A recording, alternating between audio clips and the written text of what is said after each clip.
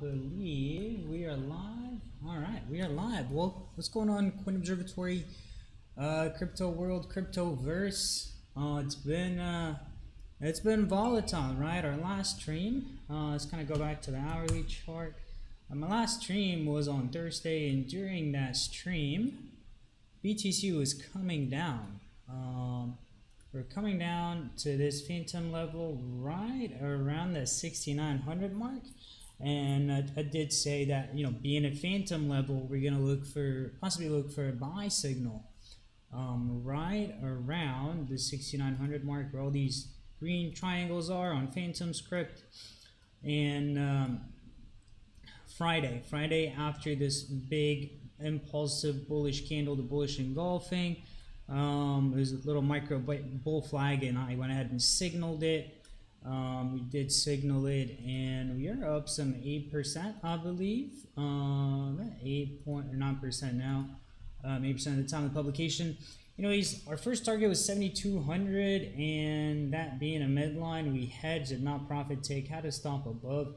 Once we broke above these midlines, now I'm eyeing a move to a higher price range. I think 77. That being said, I don't know if Phantom 7,700 mark is going to hold, because there is this bullish inverse head and shoulders, right? This thing's prominent. It's been building up, caking up since November, guys.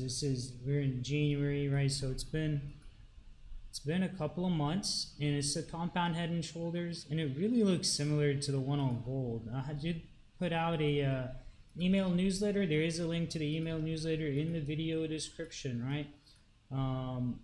Even the week prior to last week, so 2 weeks ago, we were up here and we were coming down and said, hey guys, I'm moving some more BTC to my margin exchange because I want to leverage this for a long. Now, that being said, this head and shoulders, it really reminds me of our gold publication in 2019, where I said gold was going to bottom. The difference is gold had a falling wedge. Just go ahead and kind of pull them up side by side, and there's gold. Let's go to the 3-day. All right, so here you see the gold head and shoulders. Yes, it took a much longer time to develop, but it was like a 5-6 year pattern, and then we saw this pullback to 38.2 fib, and then from there it was launched, right? It went up to 61.8. So if you're looking at something similar here, I want to see 61.8 of this last swing high tested, because this last swing high is a fib. It's a wick. It's like way up here. You know, I think a safety zone would be 83.50, 83.70. Now, I do have a link to all this information. The publication I put out just today, this morning. It went out. If you're a newsletter subscriber, check your email. If you are not a newsletter subscriber, go ahead and click that link. You can click on subscribe to the top left corner. You can't see it on my screen. And it kind of highlights what's going on. It highlights this gold correlation. So I'm going to zoom into these charts so you can see them. All right. You kind of see the smooth play out. And then the phantom buy signal, we're at 840 time publishing, we're at 9% up right now. And let's go in to see what the indicator feed's saying, right? We do have a possible pullback. The reason I have this right here, what the indicator suite is saying, the update, is because of this 38.2% move we saw on gold. Not only that, but BTC does have a history of volatility, right? Especially when the market's about to turn. So in just a moment, there you go. And we are seeing a little bit of a rising wedge here. So this might result in a liquidity grab. And by liquidity grab, I mean a bearish move down, not necessarily long-term bearish, but just to liquidate all these leverage longs and stop hunt everybody. All right, so that's something I'm looking out for. I'm not looking to go like super big short on this. I'm looking to just increase my hedge a little. That way when we do get down into these phantom buy zones in our XABCD scanner on the hourly, right, we're in the freaking money. So let's do this. I'm going to put phantom back on. I'm going to remove all my drawing tools, and now you should see a clear chart, right? And there's a reason we use these indicators. We use them because they work. We did get an initial pullback at the first 3D, and then we got another one at the secondary completion, or not quite yet. But more importantly, there are these two mid lines, right? The mid lines, if they're acting as support, the chart is still bullish, so expect bullish continuation. And if they're acting as resistance, then the chart is bearish and expect to move down, right? Here we did see him act as resistance, boom, came down. Initial rejection, then we got up, stayed above, right? This was bullish. I posted this in our script support Discord. So if you're not in script support, you need to be in script support if you're using the script. Now, if we do get that liquidity grab that I would really like to see, I want to add long exposure is 72.91, 71.88 here at this PRZ. PRZ is right in the middle of these two, which is kind of beautiful, and this would be a butterfly. What's going on, Christopher? Alright, this is my BTC update. Alright, that's my BTC update. Here's what's interesting, right? So there's a few interesting things. There's a few things I'm watching in terms of a macro, right? This would be the micro, the intraday, what's going on right now, how we're trading this. Now macro, big level, right? Big level. I'm still seeing the S&P in a blow off top, and last stream went over that, the previous stream went over that, all my streams went over that. So let's remove all indicators, and let's go to BLX. I want to show you guys something. I already have these fibs drawn, beautiful. So whenever BTC does come out of these corrections, historically it has not dipped back and traded below the 23.6. I'd have somebody yesterday message me on Discord with their chart, and it was really late. It was like 3 a.m. at my time, so I didn't quite respond to them. And they're saying they want to see a 5K level. You know, the 2012 correction did not break the 23.6 fib. The 2014 to 2016 correction did not break that fib. It traded, once it got above, it came down, traded below just a little while before taking off again. And now, and 23.6 is also 61.8 of the entire bullish move, right? And that chart is in the email. All right, this is 61.82. So I want to see an upwards move. Now, where is this move going to end? That's where it's tricky, right? So we have targets that range from this swing high to this swing low. Actually, before I do that, I'm gonna keep the big fibs. So initial targets, I want to see these fibs get taken out. I want to see the 61.8 get taken out, which is at 83.60. Probably wicks 8400. That being said, the next major zone, if we get above that, is going to be right here at 95.59, right? So if we get that breakout, if we do close and maintain and go above the 61.8, which we still have yet to start the breakout, I want to see 8300, 8400, and then 9500 get tested. All right, close above 9500, and we might be in bull territory. Let's see, theoretically these bull runs, like once we close above that 50 in 2016, the second time we hit the 50% retracement fib, we should be able to see it better now. Let me stretch out my chart. Right here, the second time, it was just 61.8. I'm glad I made it bigger. Right, second time I hit 61.8. 61.8 was this previous top, right? On this current, it was the 13K. Right, so I mean, if we get above 13K again, I'd expect us to run.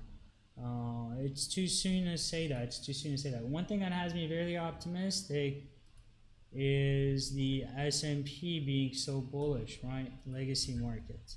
Now the S&P did experience a pullback, so did the Dow, so did pretty much any and all assets, conventional assets. I'm trying to recenter this. And what we're gonna do, draw a long-term fib. Alright, so this is what has me bullish and like big picture bullish is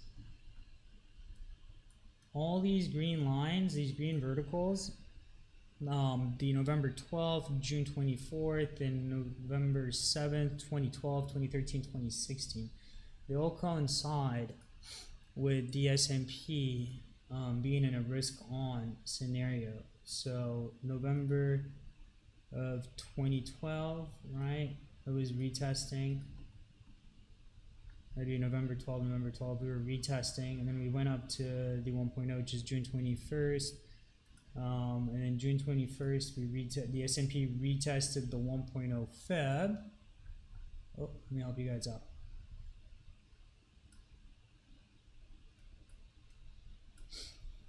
Alright, so hope you guys can see this. November 12th of 2012, S&P retested and then went from 7.8 to 78.6 all the way up to 1.0. Same time Bitcoin went on a run. And then whenever we had that secondary retest of the 1.0, the exact week would be June 26th, right? This was a minor Bitcoin correction, not a real one. Same thing, it wasn't like a big significant boost. BTC went on a secondary run all the way up to 1,000, and then we entered a corrective phase. All right, we didn't bust out of that corrective phase and made a new high, right? We did not make a new high past the 61.8 until we had that retest, right? The November 7th, week of November 7th, October, November 3rd, so it'd be just like, that's a 3-day chart, that's a daily chart. So once we had that retest, that's when BTC was ready to go for that big run, right? Kissing the moon, went up to 20K.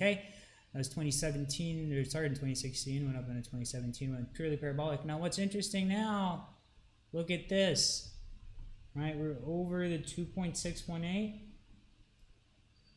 on the S&P. You've not had a retest. You have not had a retest.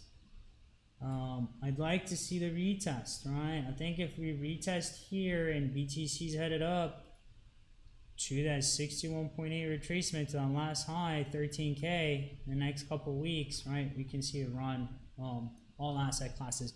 It's practically a risk-on scenario where just everybody's in a buying, but it's like a buying frenzy. It's a greed cycle. Does halving play any part in price? You know, I haven't correlated halving with these retests, but I'm a bigger, like somebody, one of my friends / associates from 2017 was like, what do you think about this halving? I was like, I'm not even paying attention to that. I think these risk on cycles, to me, they make a lot, they make sense, right? Like, so, and they're so tightly correlated in terms of date, fibs, price action, where the chart went in terms of targets. So I'm sure halving's going to add to the frenzy. Was there, some kind of mathematical correlation between the dates of the halvings and market cycles of going corrective, bullish? Because here we see like the corrective phases. That's a big corrective phase. Right, this is a big corrective phase.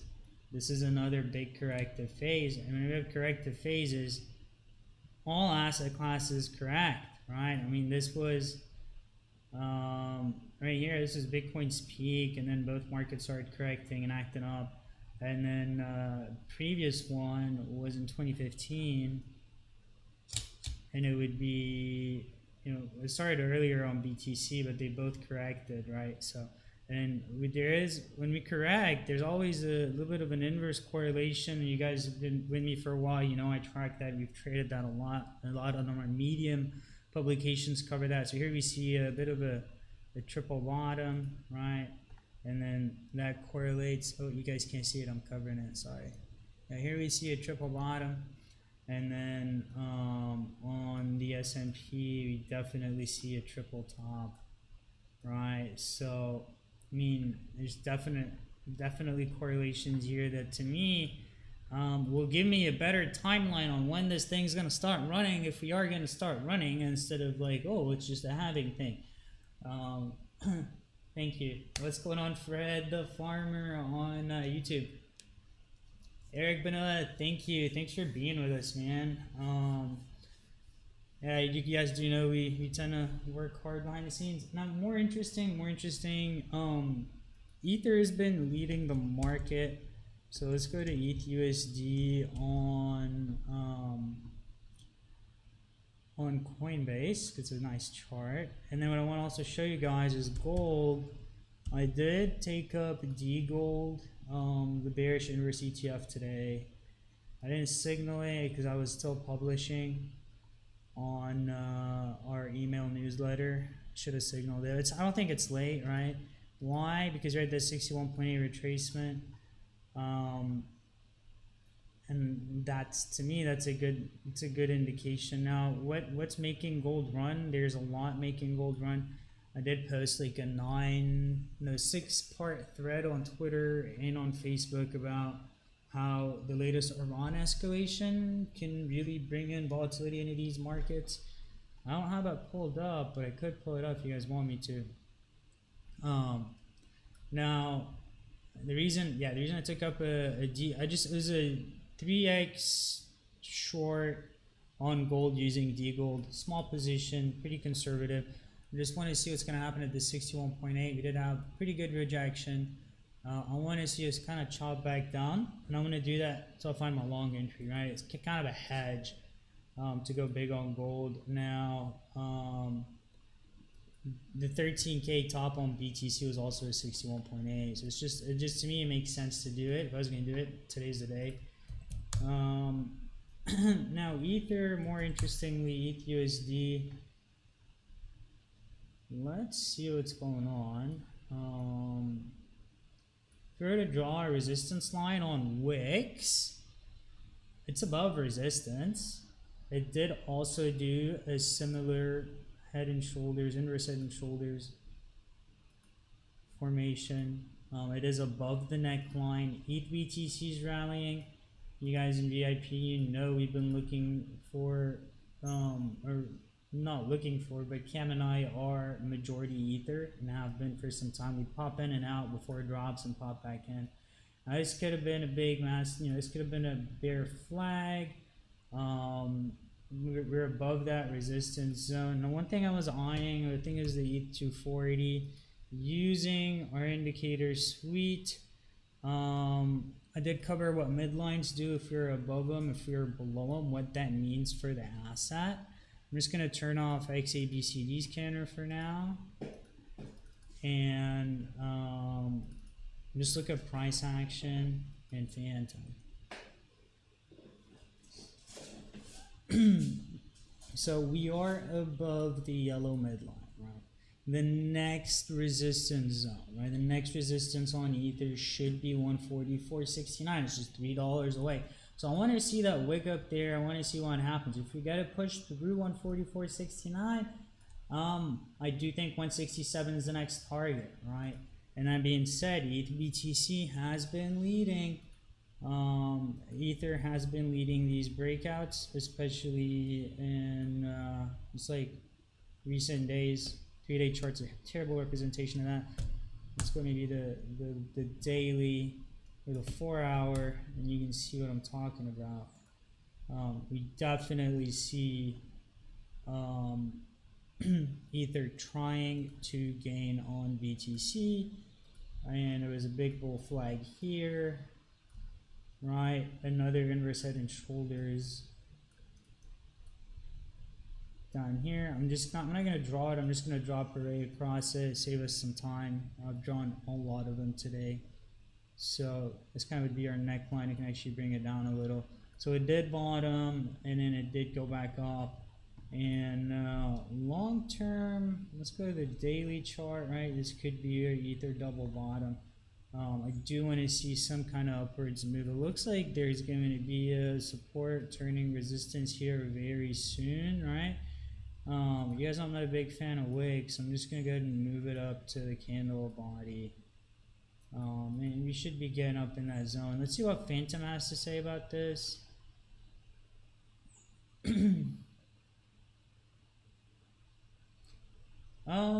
Fred, I don't think the correlation is always inverse, right? I mean, I've proven that it's not always inverse. Let me pull up my medium, and I'll show you what I'm talking about. And I'm going to pull it on a different screen and bring it down onto this one, just so we can keep charting at the same time. Remove all drawing tools. So ETH BTCs, go to the hourly. Hourly is above the phantom sell zone, right? So that hedge would have been invalidated. The 120 is having a phantom exit. The 240, which would be my next time frame to scan. I think we need to regain this midline, right? The 195 sats, and then the 20. And if we do break that 20,000 Satoshi level mark, then we're definitely gonna go up and hit that 23. So pay attention to these midlines, guys, especially if you're using Phantom and our script. Back to the correlations, trying to pull that up. You guys on Facebook, do you have any questions? Looking some assets. Yesterday I did make a post. I said, hey guys, if you did buy in the alts on these dips and you're back above break even, right? I had been adding to my Zcoin position around here and around here, just because it's something I stake. Now, that being said, anything that's not, that you're not staking, that's still on an exchange, move that stop into profits, right? Or move it at least to break even, just in case we get a Bitcoin surge. And if you get a Bitcoin surge, you don't wanna get in trouble and then get destroyed holding alts. So if you did average down a little, then this is definitely the time to move those stops into profits, at least on the added position. All right. What else did I have? That's about what I had for today's update. If you guys have questions, you have coins you want me to look at, you have assets you want me to look at, let's do that. The S&P had gapped down today after news. Now it's looking like that's the 5. You can see the 15. Definitely found some support. I think we're going higher. So I did have VIX positions that I'm definitely going to scale out of. All right, I'm going to exit my VIX and then wait for 324, right? We're going to kiss that mark again. That's just where liquidity is. And the next move up is going to be 326. So we're still on a blow off top, but the reason I think we're going to see that retracement soon, we are on a weekly TD sequential line, right? So TD, I know we're kind of going all over the place, but you don't just want to depend on one strategy in the market. You definitely want to have a broad spectrum of analysis. So here we've got our 1, and this is our 9, this is 10, 11, 12, 13. So I'll give it maybe 2 more weeks before we do that retest.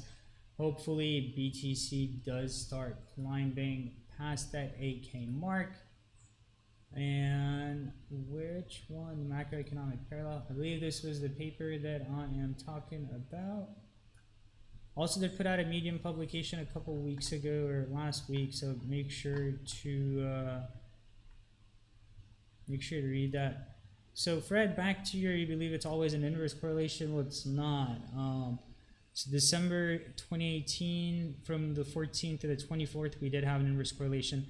From the 24th on to the 19th of February, we did have an inverse correlation, but afterwards we did see a direct correlation. Both assets climbed at the same time, even though they did pull out of a swing of inverse volatility, right? What about this one? That is the SPY up, BTC down, SPY sideways, BTC up. So sometimes there's no correlation, but the major part of what I'm eyeing is the breaking between the significant fib level, right? So this was kind of an indecision doji candle. We might see another blow off and then forward correction. So look out for that. SLV, if you guys had some silver, probably time to start getting out of silver, at least sell the calls if they're in the money, the $17 silver calls we've been trading. It did gap up and it did gap fill, and now it's likely getting back up. So once we get back in the money, get rid of those. How do you avoid over trading? I don't know what you're referring to, if it's alts, Bitcoin margin, or hedging. One thing I do, let's go back to XBT USD. I've been only doing like a partial hedge and a partial hedge and a partial hedge, right? So I announced 2 hedges.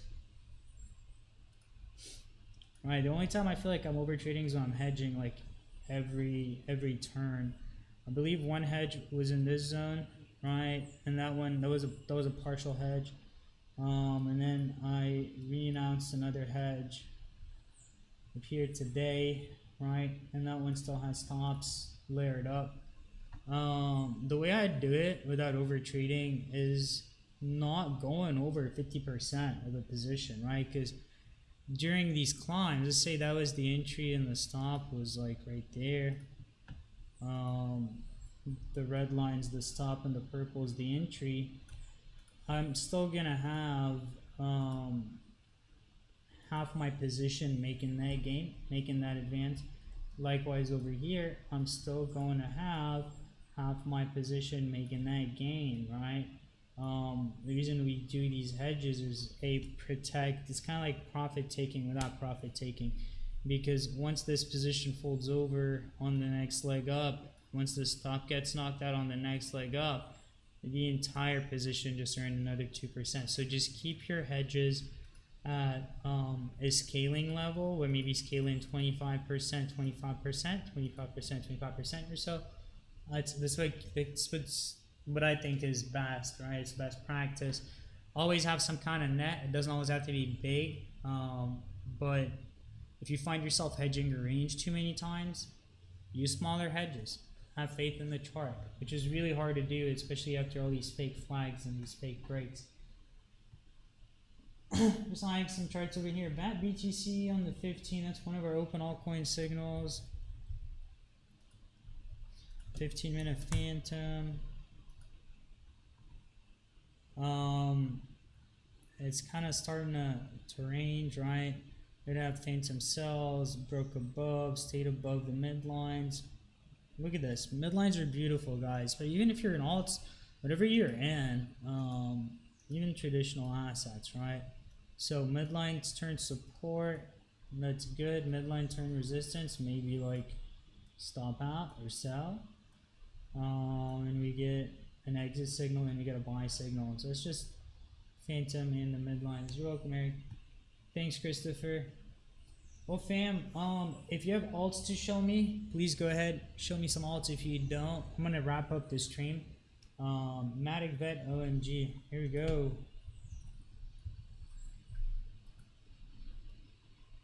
Alright, Matic 15 has been playing along well with the 15. We are seeing midline support. Let's go to the hourly. Seeing a flag, it's right below the midline. I'd want to see a break. RBI, the signal line is going blue, which suggests volatility, right? If it goes blue at a peak, it means likely to come back down. If it goes blue at a trough, at a bottom, or at another, at the K line or the D line, like it did here, then we're going to expect a breakout. So I would expect a little bit of a pullback. Going over Vet. Vet had a stellar run. I haven't checked it in some time. Let's get off the Bitfinex chart. Binance, give me some volume.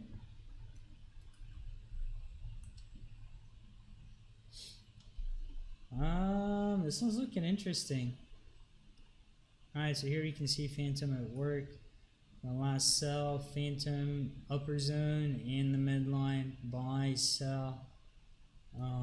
It's done nothing but come down since. RBI on the 2 hour looks good, right? We did see, we saw several things. We have a KD cross. We do have a signal line bounce off D, so that should be saying upwards momentum. That being said, I would still look out for 64 Satoshi range if it was going to grab liquidity. Now let's go ahead, I'm going to throw some moving averages on here. The 4 hour, MAs, 4 hour looks decent. Let's go to the daily.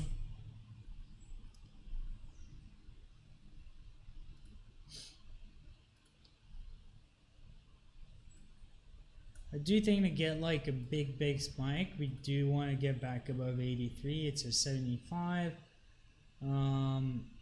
KD on the daily or bullish, right? Look at this. This is beautiful. That's what I was talking about with RBI and KD entanglement in the crosses. So here we've got the bullish cross, and then signal line went up, sell signal came back down. And then it bounced off D, right? This bounce off D, that's the entry on RBI, right? And then the times we want to add on RBI is these troughs. So with KD being the way it is, the 120 being the way it is, the 15, I think we're likely headed back up a little.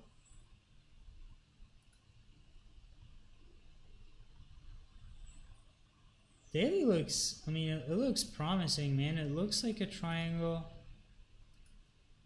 Looks like maybe a descending triangle. It's okay, it totally looks like a descending triangle, but I've seen some of these break upwards. What's another chart? So a chart I signaled today was Enigma.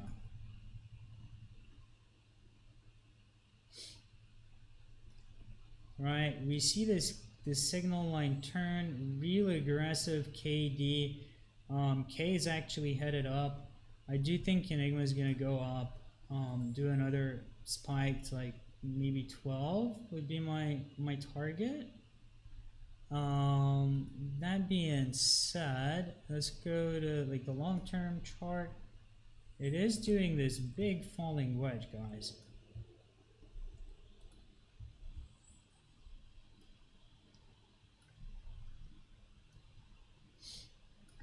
Right, it's a pretty significant wedge. The daily chart is not a descending triangle. It's also it's rather wedgy. You can call it wedgy. Maybe it's a channel, right? But then towards the end, we go drawing tools. It did break down. Enigma is something this is another coin that I not whale, but try to always have some. RBI is pretty good, Fred.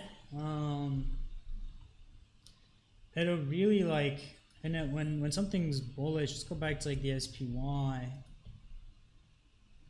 When we get these signals and KD are headed up or they're even positive breadth, right? Look at all these signals down here on these turns. Great entries, great entry, great entry, good short, good long, good short on divergence. So it's definitely a really powerful tool. It's just, are we using it properly? So I go back to XBT USD, going back to the hourly, and look at that. Look at what's happening now, right? It's going flush with D. You know, if you start pointing up,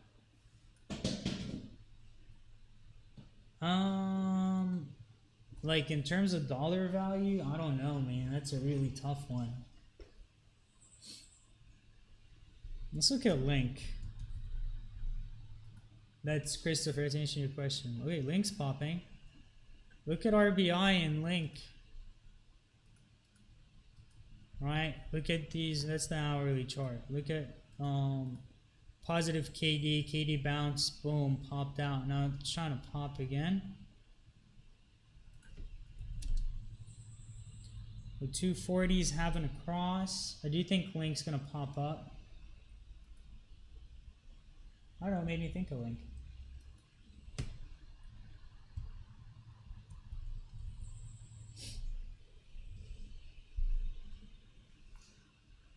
I was also asked to look at OMG, so I'm gonna go ahead and look at OMG and we'll call it a stream. So unless you guys have more altcoin suggestions, please show them in the comments. Facebook, YouTube, listen to both of you. OMG, BTC, okay, that looks good.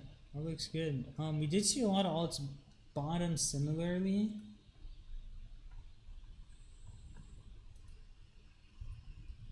And one thing you want to see is you want to see what did a similar formation and what it did afterwards, right?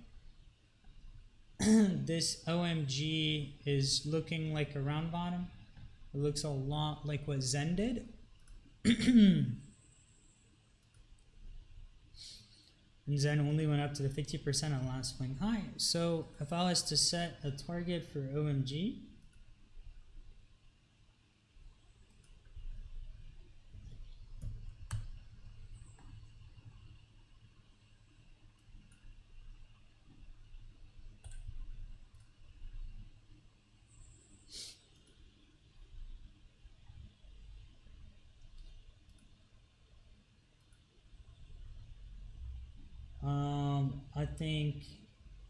I think you can do that. I think it's about 20%.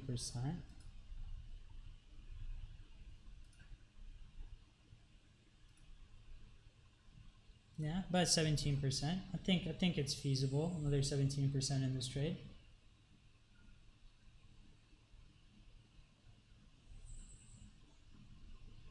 Well, fam, I hope I answered all your questions. I hope you enjoyed this update. Make sure to check out our newsletter. There's a link to it. At the end of it, we did bring premium back into the server. So if you want access, you can get in as low as like $89 a month, and your second month is free. There's a link to this in the newsletter, so make sure you hop on and you read it. It's a good update. Subscribe to them. Thank you, Christopher. Appreciate you too, Eric. You guys on Facebook, thank you for tuning in. Trade safe. Join us in Discord. All right, there's a link to Discord in the video description. Join us in Discord if you have any questions. We'll keep these charts updated. Have a great day. Have a great year, and I'll catch you guys on Wednesday.